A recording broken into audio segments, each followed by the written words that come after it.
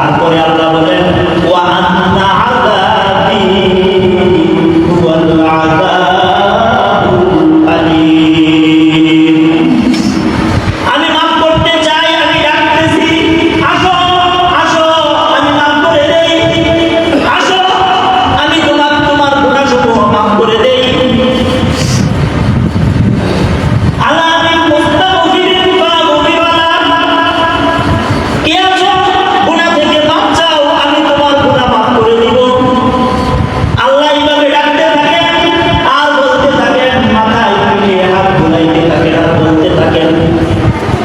বান্দাকে এইভাবে আদর করে করে ডাকতেছেন আর বলতেছেন আসো আসো আমার কাছে গুনাহ মাফ চাও, আমি তোমার গুনাহ মাফ করে দেই। সুবহানাল্লাহ। কিন্তু তারপরেও সেই মানুষগুলি আসবে না। আল্লাহ বলেন আমি এত ডাকার পরেও, এত সুযোগ সুবিধা দেওয়ার পরেও সেই মানুষগুলি তার গুনাহ মাফ করাইতে চাইবে না, গুনাহ মাফ করাইবে না। আল্লাহ তাআলা আমাদেরকে কত সুযোগ দিয়েছেন মাফ করার জন্য। জুমার নামাজ দিয়েছেন সপ্তাহের মধ্যে একদিন, শুক্রবার দিন। জুমার দিন এমন একটা সময় আছে যেই সময় বান্দা যেই দোয়া করে ওই দোয়াই আল্লাহ তাআলা কবুল করে নেন। আল্লাহ বলেন জুমার দিনে তোমাদেরকে মাফ করার জন্য আমি ডাকি, তারপরে আমি শবে বরাত দিয়েছি, শবে কদর দিয়েছি তোমাদেরকে মাফ করে দেওয়ার জন্য। আমাদের পূর্বের কোন উম্মতদেরকে এরকম সুযোগ দেওয়া হয় নাই। আল্লাহ বলেন তোমাদেরকে মাফ করে দেওয়ার জন্য আমি এরকম সুযোগ সুবিধা দিয়েছি, যেমন লাইলাতুল কদর দিয়েছি, রমজান মাস দিয়েছি। এমন এমন দামি জিনিস তোমাদেরকে আমি দিয়েছি মাফ করে দেওয়ার জন্য, সুযোগ সুবিধা দিয়েছি, সুবর্ণ সুযোগ দিয়েছি। এই সুযোগ পাওয়ার পরেও যদি তোমরা তোমাদের গুনাহ মাফ করাইতে না আসো, আল্লাহ বলেন ওয়া আন্না আযাবি হুয়াল আযাবুল আলীম। এত সুযোগ সুবিধা দেওয়ার পরেও যে মাফ করাইবে না, যে মাফ দিবে না, আল্লাহ বলেন ওয়া আন্না আযাবি, আমার আযাব অত্যন্ত কঠিন, আমার আযাব অনেক কঠিন, হুয়াল আযাবুল আলীম। পৃথিবীর কোনো মানুষ আমার আযাব সহ্য করতে আল্লাহুম্মা বারিক আলা মুহাম্মাদিন ওয়া আলা আলি মুহাম্মাদ কামা বারাকতা আলা ইব্রাহিম ওয়া আলা আলি ইব্রাহিম ইন্নাকা হামিদুম মাজিদ। লা ইলাহা ইল্লাল্লাহ, লা ইলাহা ইল্লাল্লাহ। মুহাম্মাদুর রাসূলুল্লাহ, লা ইলাহা ইল্লাল্লাহ, লা ইলাহা ইল্লাল্লাহ, লা ইলাহা ইল্লাল্লাহ মুহাম্মাদুর রাসূলুল্লাহ সাল্লাল্লাহু আলাইহি ওয়াসাল্লাম। আলহামদুলিল্লাহ, আল্লাহ পাকের দরবারে লাখো শুকর যে মহান রব্বুল আলামিন আমাদেরকে দুনিয়ার সমস্ত ঝামেলা থেকে মুক্ত করে আল্লাহর ঘর মসজিদে আসার এবং বসার তৌফিক দিয়েছেন। এজন্য সকলে অন্তরের অন্তঃস্থল থেকে স্বতঃস্ফূর্তভাবে একবার বলি আলহামদুলিল্লাহ।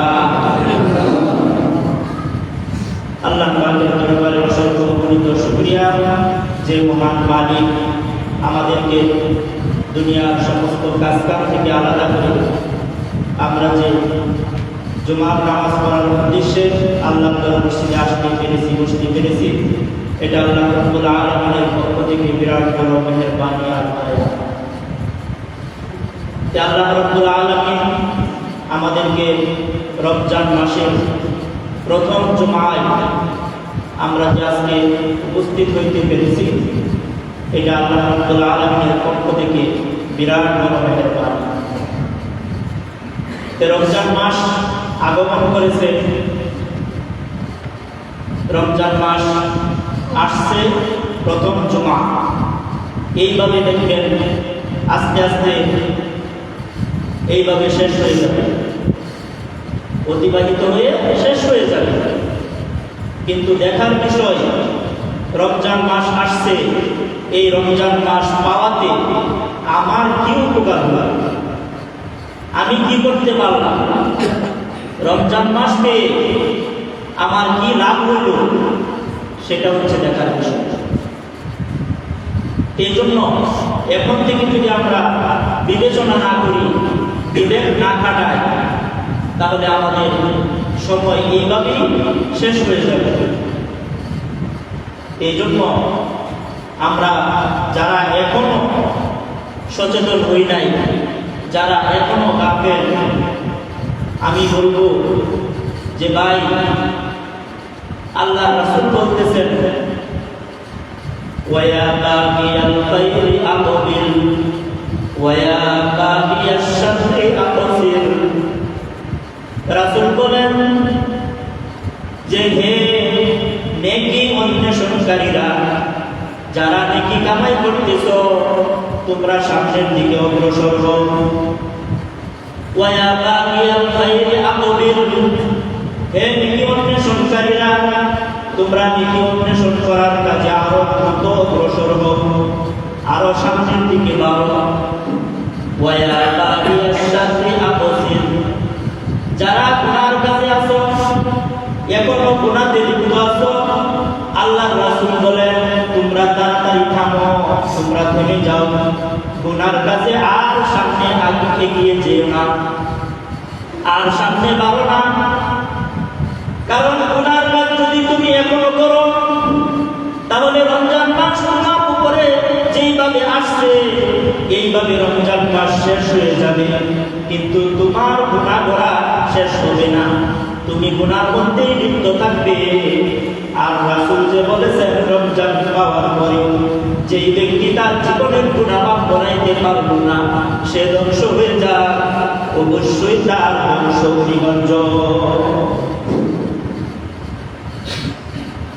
এই জন্য রমজান মাস আমাদের কাছ থেকে বিদায় দিবে, যেইভাবে আগমন করেছে এইভাবে বিদায় নিয়ে চলে যাবে। কিন্তু আমরা যদি এখনো সচেতন না হই, তাহলে আমাদের ধ্বংস অনিবার্য, ধ্বংসাত্মদের কাতারের মধ্যে আমাদের নাম লেখা হয়ে যাবে। এই জন্য আমাদের এখনো সতর্ক হওয়ার দরকার।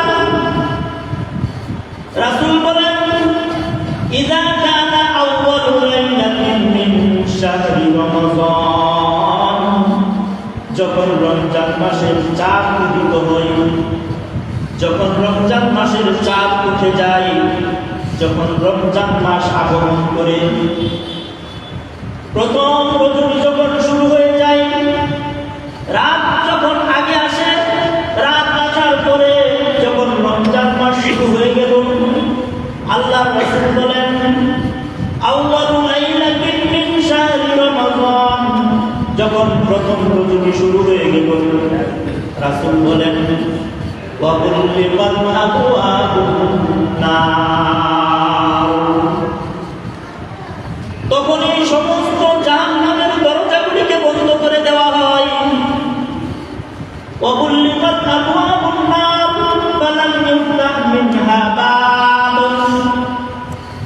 যখন রমজান মাসের প্রথম রজনী আসলো, আসার সাথে সাথে জাহান্নামের সমস্ত দরজাগুলিকে বন্ধ করে দেওয়া হলো, একটা দরজাও আর খোলা থাকলো না। ওয়া কুল্লিবাত আবওয়াবুন নার ফালাম ইফতাহ মিনহা বাব, জাহান্নামের একটা দরজাও আর খোলা নাই, সমস্ত দরজাই তালাবদ্ধ করে আটকে দেওয়া হয়েছে। রাসূল তারপরে বলেন, ওয়া ফুতিহাত আবওয়াবুল জান্নাহ, জান্নাতের সমস্ত দরজাসমূহ খুলে দেওয়া হয়। সুবহানাল্লাহ, জান্নাতের সমস্ত দরজাসমূহ খুলে দেওয়া হয়।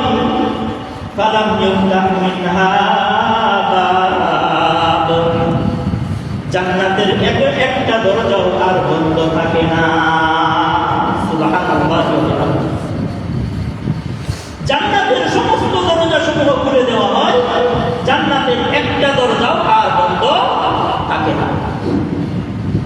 কেন?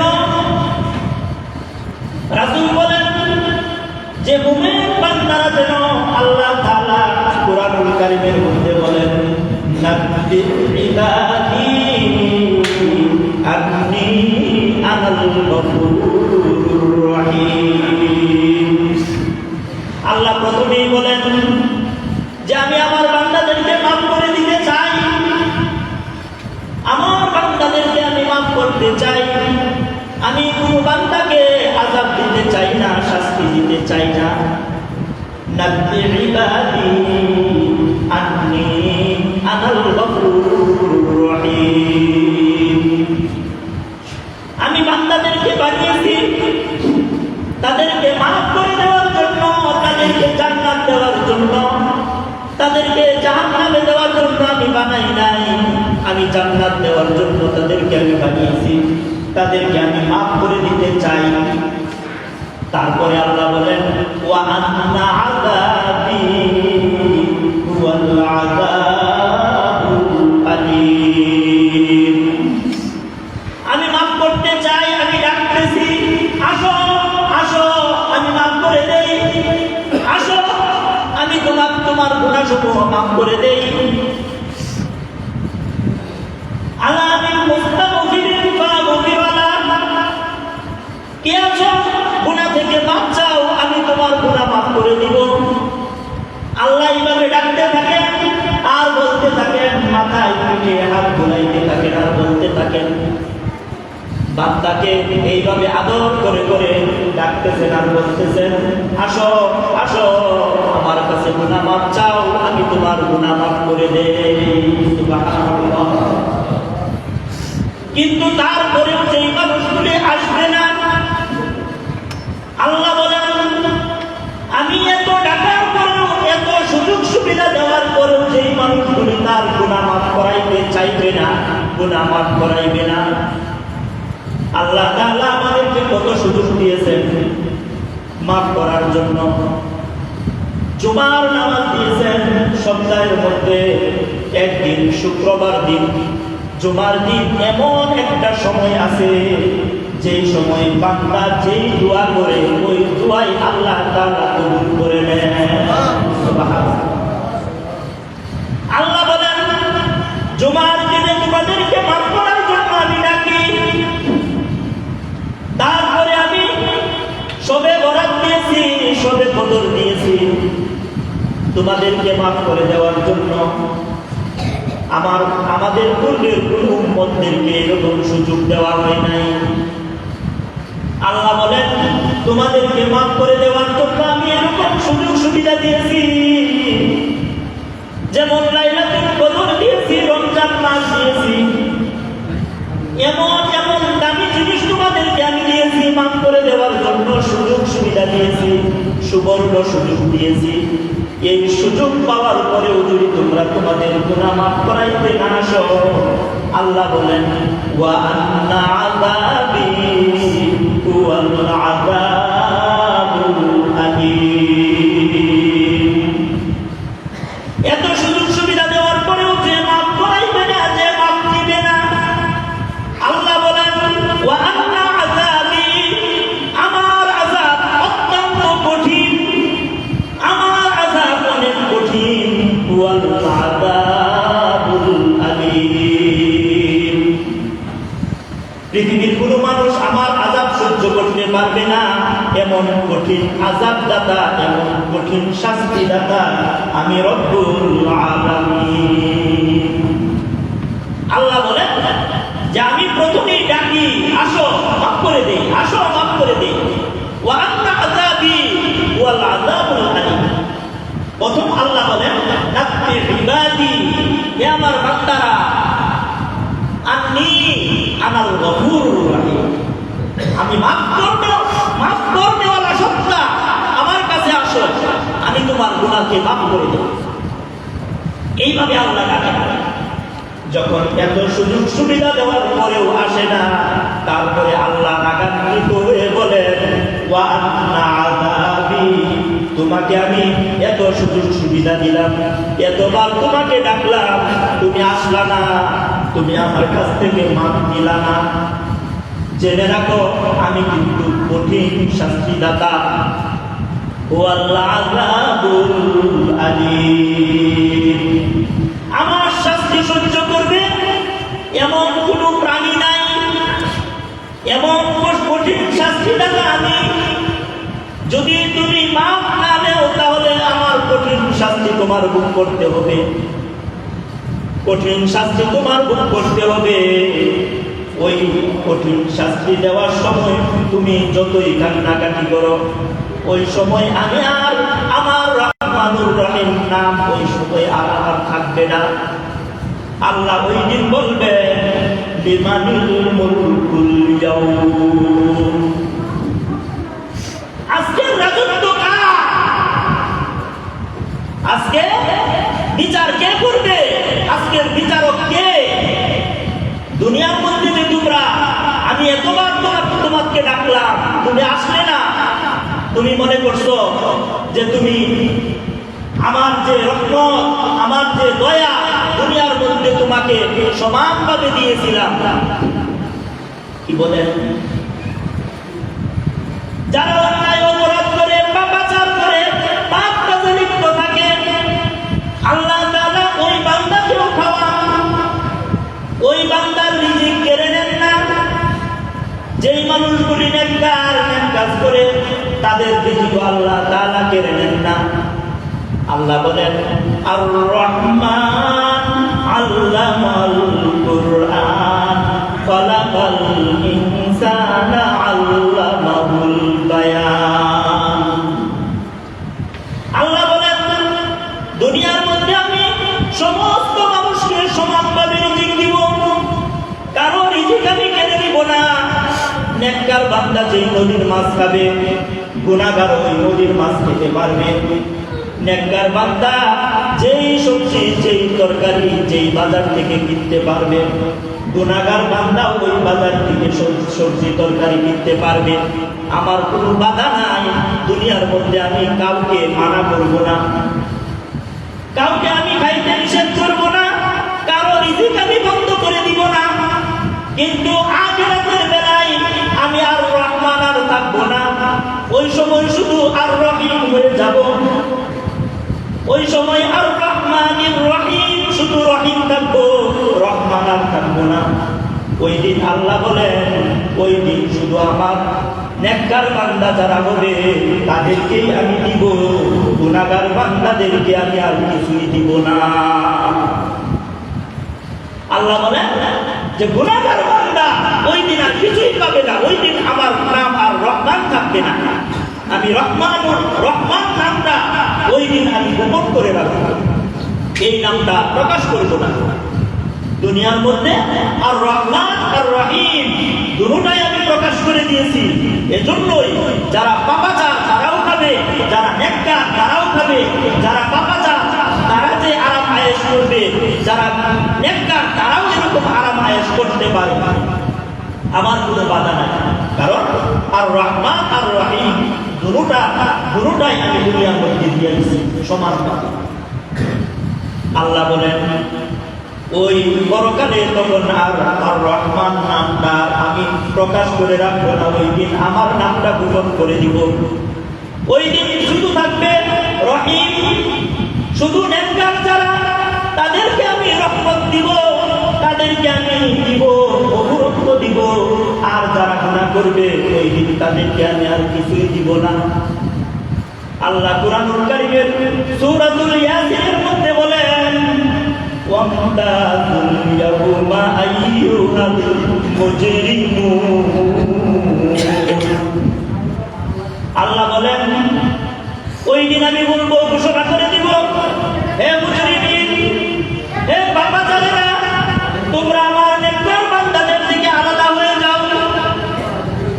আমার নেককার বান্দাদের থেকে তোমরা আলাদা হয়ে যাও। তোমরা আমার নেককার বান্দাদের সাথে থাকার আর কোনো অধিকার নাই।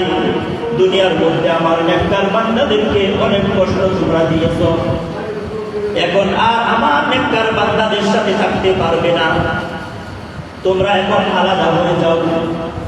ওই দিন নেককার বান্দারা যখন, গুনাহগার যখন আলাদা হয়ে যাবে, তখন আল্লাহ তাআলা ওই দিন রহিম নামের বিকাশ ঘটাবেন।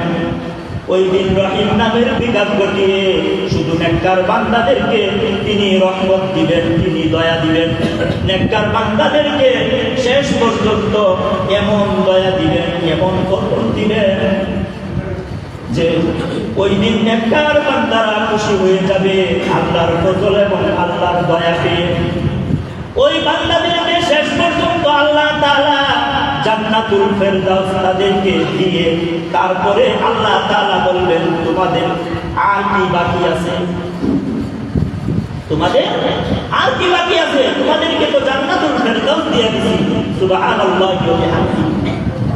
ওই দিন নেককার বান্দারা বলবে, আয় আল্লাহ, আমরা তো জান্নাতের জন্য তোমার ইবাদত বন্দেগী করি নাই, তুমি আমাদেরকে যেই জান্নাত দিয়েছো। ওই নেককার বান্দারা বলবে, আয় আল্লাহ, জান্নাত পাওয়ার জন্য দুনিয়ার মধ্যে আমরা এত কষ্ট করি নাই, জান্নাত পাওয়ার জন্য এত কষ্ট করি নাই, আমরা ইবাদত করেছি তুমি রব্বুল আলামিন, তুমি মাওলা, তুমি আমাদের আশিক, তোমাকে পাওয়ার জন্য আমরা ইবাদত করেছি। সুবহানাল্লাহি ওয়া বিহামদিহি। ওই নেককার পাগল বান্দাগুলি বলবে যে, আয় আল্লাহ, জান্নাতের জন্য আমরা ইবাদত করি নাই, আমরা ইবাদত করেছি তুমি রব্বুল আলামিনকে পাওয়ার জন্য, তোমার জন্য ইবাদত করছি, তোমার পাগল হয়ে ইবাদত করছি, জান্নাতের জন্য না। তখন আল্লাহ বলবেন, হে আমার বান্দারা,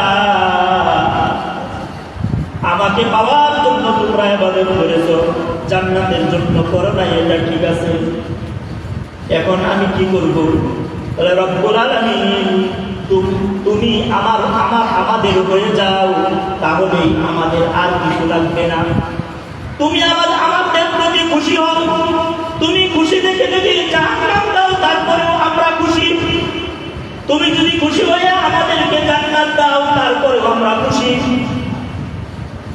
আল্লাহ তাআলা যদি আমাদের উপর খুশি হয়ে যান তাহলে কি বলেন, জান্নাত দিবেন না জাহান্নাম দিবেন? জান্নাত দিবেন না জাহান্নাম দিবেন? আল্লাহ যদি খুশি হয়ে যান তাহলে খুশির ঠিকানা যেটা, খুশির জায়গা যেটা, ওইটাই তো দিবেন। আল্লাহ বলেন, ওই পাগল বান্দাগুলি যখন বলবে, আয় আল্লাহ, রাদিয়াল্লাহু আনহু ওয়া রাদু আনহু, আল্লাহ তাদের প্রতি রাজি, সাহাবায়ে কেরামদের প্রতি আল্লাহ রাজি, আর আল্লাহ বলেন, আমিও তোমাদের উপর রাজি। ওই নেককার বান্দাদের প্রতি আল্লাহ রাজি হয়ে যাবেন, আল্লাহ খুশি হয়ে যাবেন। খুশি হয়ে তখন আল্লাহ তাআলা ওই বান্দাদের সাথে সাক্ষাৎ দিবেন। সুবহানাল্লাহি ওয়া বিহামদিহি।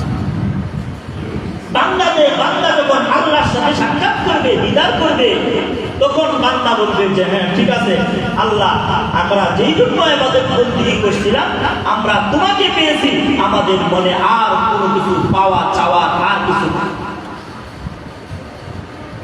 এই জন্য আল্লাহ তাআলা বলেন, ইল্লাস সাওমা ফাইন্নাহু লি ওয়া আনা আজজি বিহি।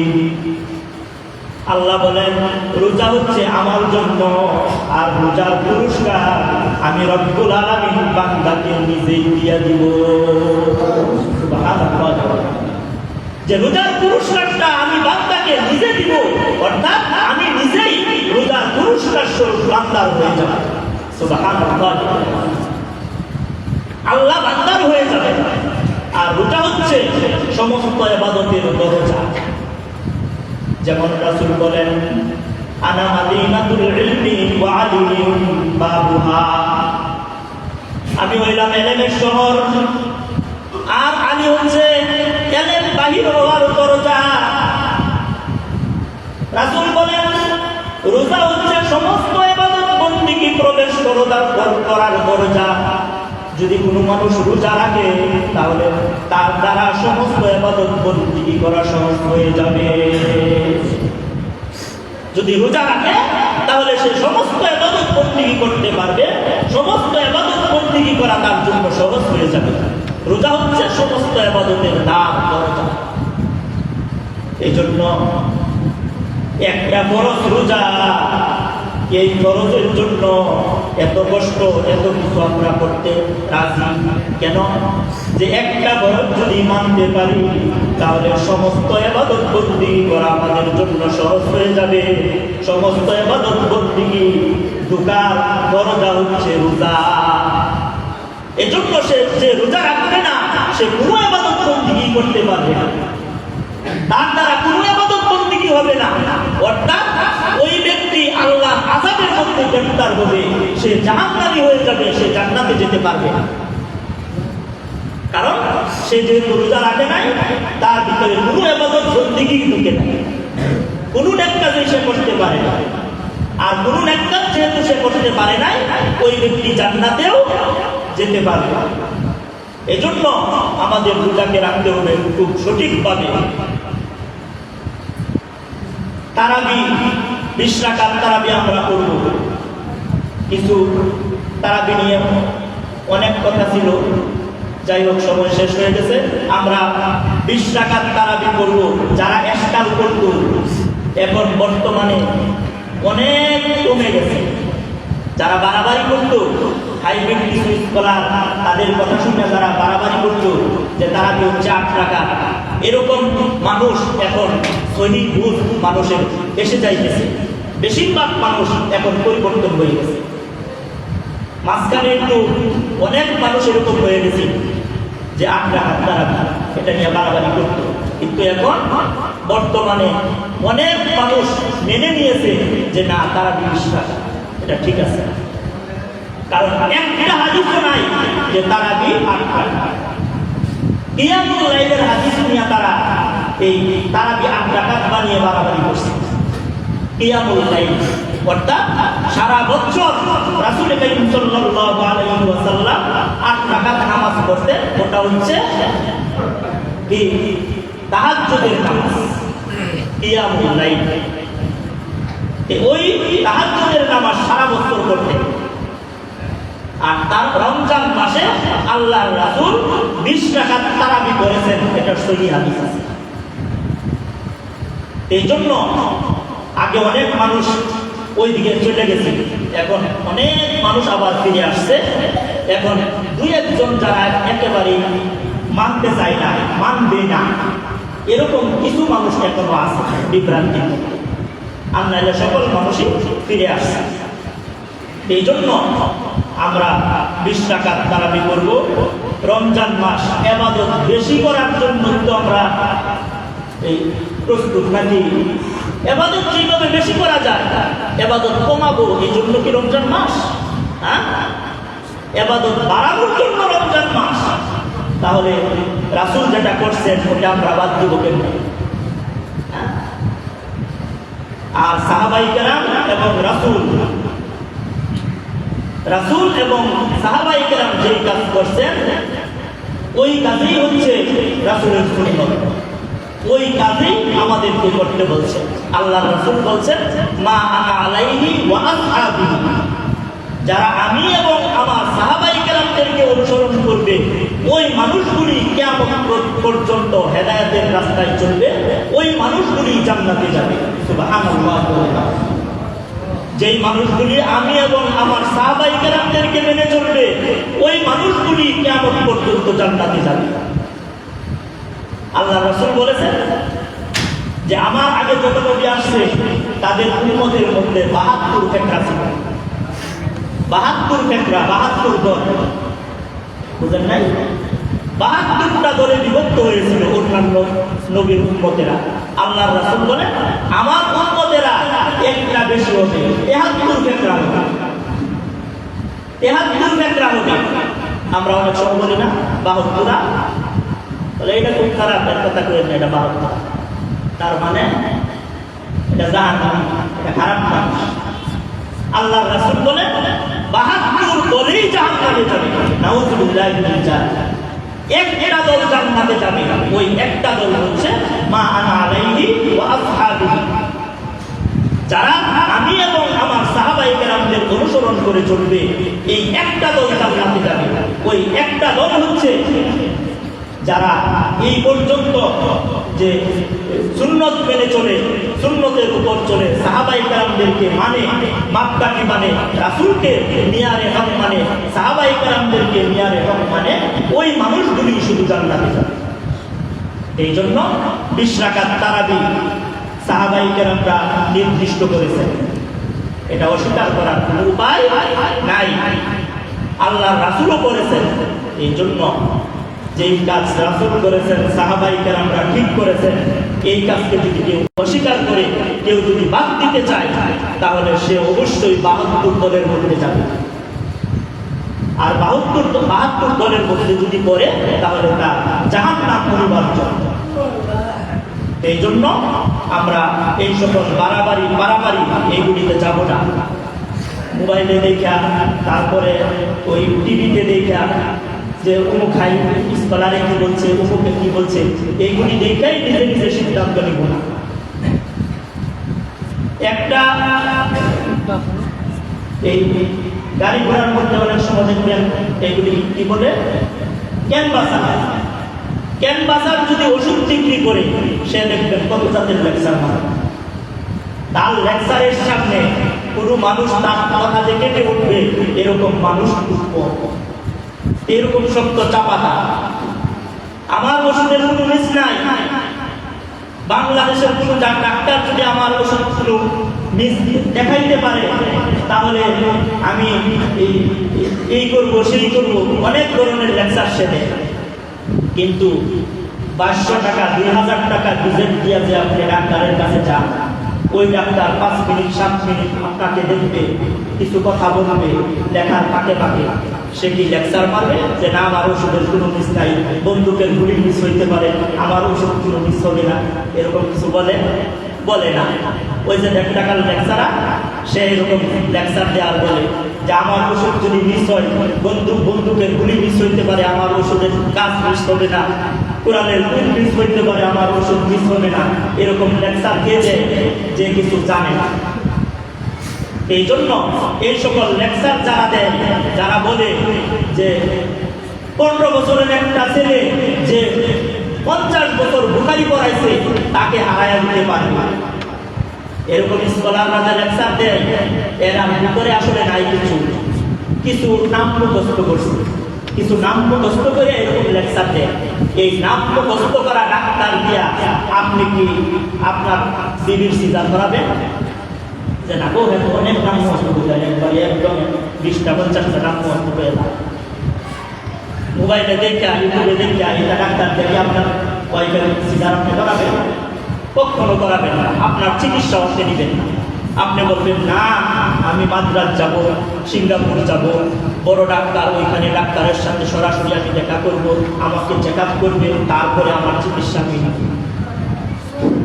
আপনি যদি এটা করেন, তাহলে দিনের বেলা আপনি একজন লেকচারার, একজন ওই 15 বছরের একটা বাচ্চা ছেলে 2-1টা নাম মুখস্থ করছে, তার কথায় আপনি কিভাবে সিদ্ধান্ত নেন? এই জন্য আমরা সঠিক কথাগুলি বোঝার চেষ্টা করব, মানার চেষ্টা করব। আল্লাহ তাআলা আমাদের সকলকে তৌফিক দান করুন। সবাই বলে আমিন। যারা সুন্নাত করি না, 4 রাকাত সুন্নাত করেন।